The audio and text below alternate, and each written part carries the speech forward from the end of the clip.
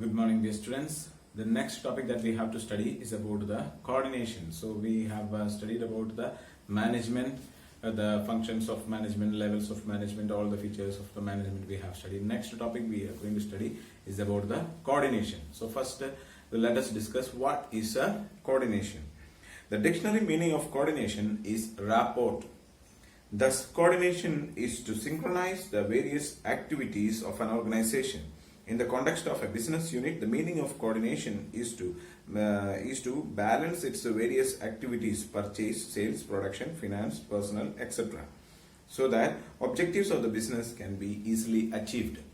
So, the dictionary meaning of coordination means rapport, means creating a proper relationship or creating arrangements between the different parts. So, here, in case of a business, we have the meaning of coordination is that there are different activities that are to be performed by the organization, like sales will be there, or purchase will be there, production will be there. So many activities are to be there, and there should be a link between all these, or the harmony between all the activities that we are performing, and that is called as the coordination. So this coordination is very much important, because all the activities has to be go in hand in hand. Let us see the definitions of coordination. Different management experts have defined coordination from different points of view. A few of such definitions have been reproduced below in order to make clear the meaning of the coordination. According to Kuntz and O'Donnell, coordination is the essence of management for the achievement of harmony of individual efforts towards the accomplishment of group goals. So it is the harmony of individual efforts towards the achievement of the group goals. So we have seen that there are organizational objectives are there, so or the group goals are there. So when we studied about the when we studied about management, we say that it is a group activity, and it is aimed at achieving the group goals. So when we studied about the objectives of management, we studied that there are personal objectives as well as there are group objectives are there, organizational objectives are there. So the individual efforts or the different people. So there are, see, like if in an organization there are thousands of employees are working, but all of them are working towards the achievement of the organizational goals.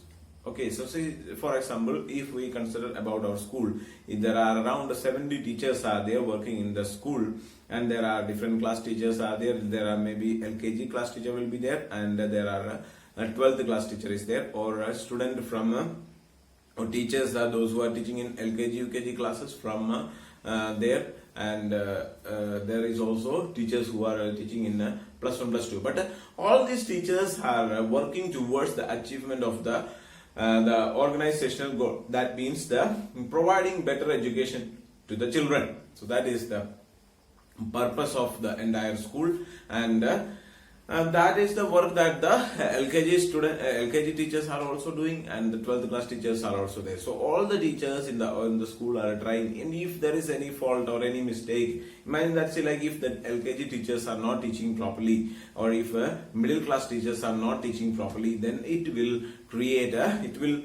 spoil the reputation of the school, as well as the entire means that the quality of the students will be getting decreased. Like imagine that, say, like if a student is not studying ABCD properly, or if the student is not able to read and write the alphabets properly, then he cannot study the next level.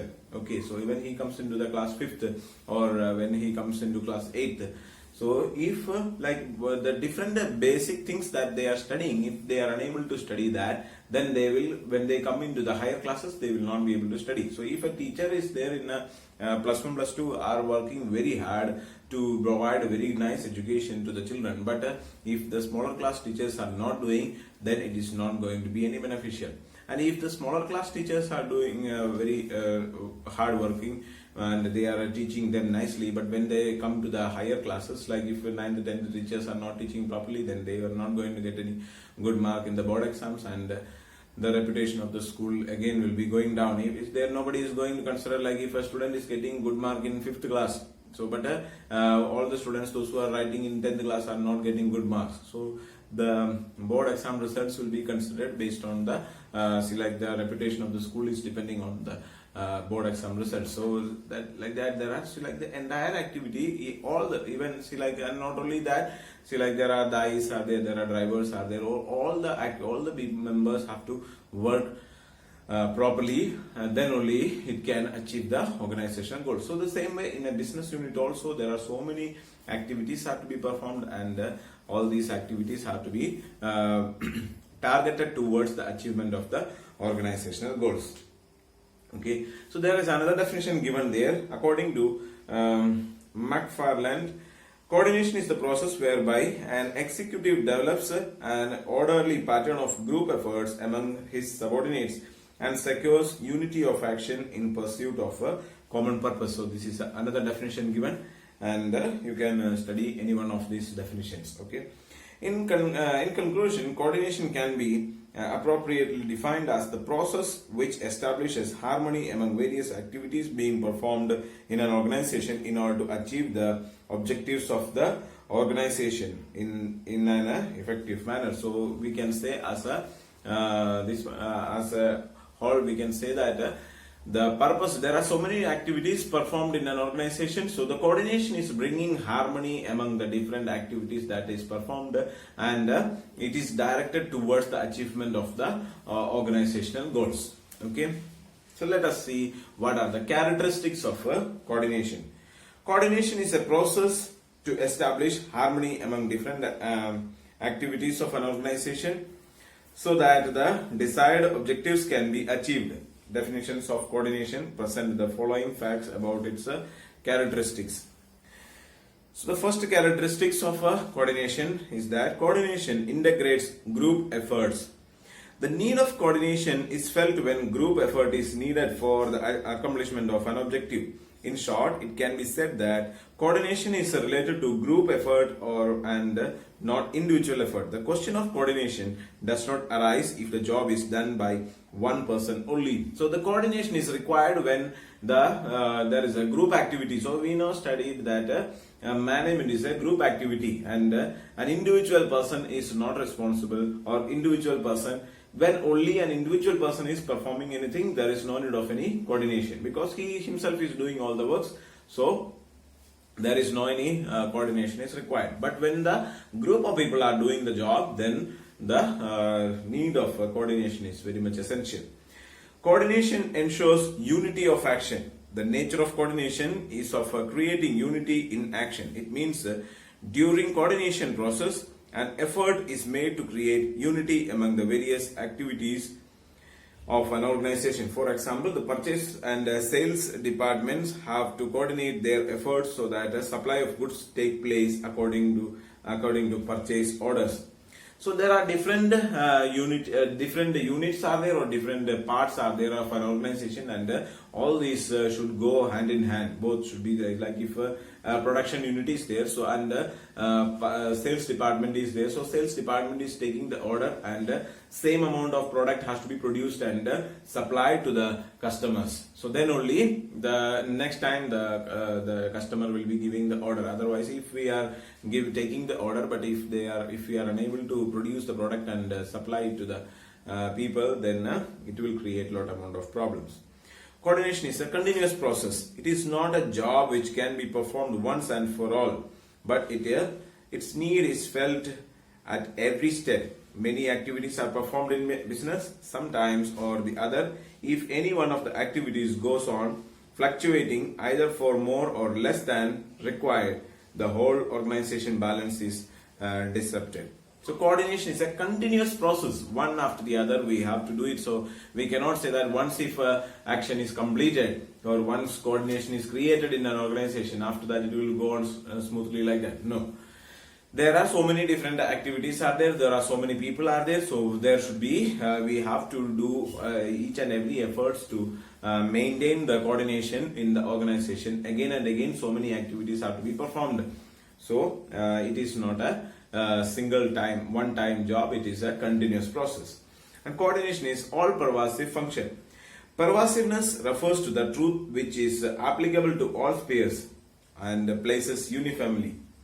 The nature of coordination is pervasive, like making of a timetable in an educational institute is an apt example of establishing coordination. In the game of cricket, the placement of players at predetermined positions is nothing but coordination. In the same manner, to synchronize the activities of different departments like purchase, sales, production, finance, etc. in a business organization is coordination. So there are different activities are there, or different areas are there where the coordination can be used. So whatever may be the work that we are doing, the coordination has to be maintained. So that is a very much important thing. Coordination is the responsibility of all managers. Coordination is needed at all the three top, middle and lower managerial levels. Different activities performed at all the levels are equally important. Thus, it is the responsibility of all the managers that they make efforts to establish coordination. So coordination is the responsibility of all the managers. It is not just, we cannot say blame the top level managers that they are not making any policies, or because of that the entire coordination is not maintained, or departmental managers are there, so they don't cooperate, and that is why there is no coordination. So such kind of things cannot be there. Each and every levels of managers or each and every managers in an organization has to work for the achievement of the coordination, okay, in the organization. So there are like if there is an entire organization, the top level managers has to see to it that there are different departments and each department is coordinating each other, and the departmental head has to see to it that under him there are so many different sub departments are there, and they are coordinated each other, and they are performing the activities. And the lower level managers has to see to it that there are so many employees or workers working in under him, and they are working with the coordination. So these each and every levels of or each and every managers has to see to it that the coordination is maintained in the organization. Coordination is a deliberate function. Coordination is never established by itself, but it is a deliberate effort. Only cooperation does not suffice, but coordination is also needed. For example, a teacher aspires to teach effectively, but the timetable is not prepared in the school. This is a lack of coordination. In this situation, classes cannot be arranged for. Here, the effort made by the teachers is meaningless in the absence of coordination. On the other hand, in the absence of cooperation, coordination dissatisfies the employees. Thus, both are required at a given point of time. So see, like if there is proper coordination is not there, see, like if some employees are willing to coordinate but others are not there, so in such cases it is there, and it is deliberately, purposely created. So coordination is not accidentally created, but it is purposely created. So that is in a school there is a way of maintaining the proper timetable. So for particular subject there is a particular teacher appointed, and a particular time is given for that teacher to come and teach. So when the different teachers are there, so if imagine that, say, like if teacher's father is telling that anybody can teach any subject. So if I am interested in one particular subject and I will be teaching that, and another teacher is also very much interested in that subject, so he will be also teaching that same subject, and there may be another teacher or one or two subjects may be there, nobody is interested to teach.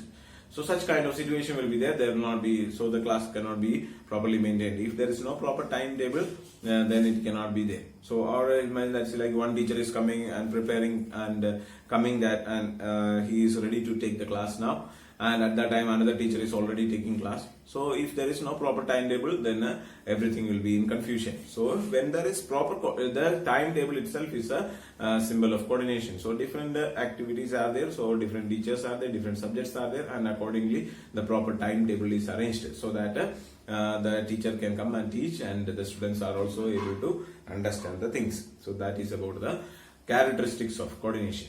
Okay, the remaining topic we will study in the next class. Okay, thank you so much.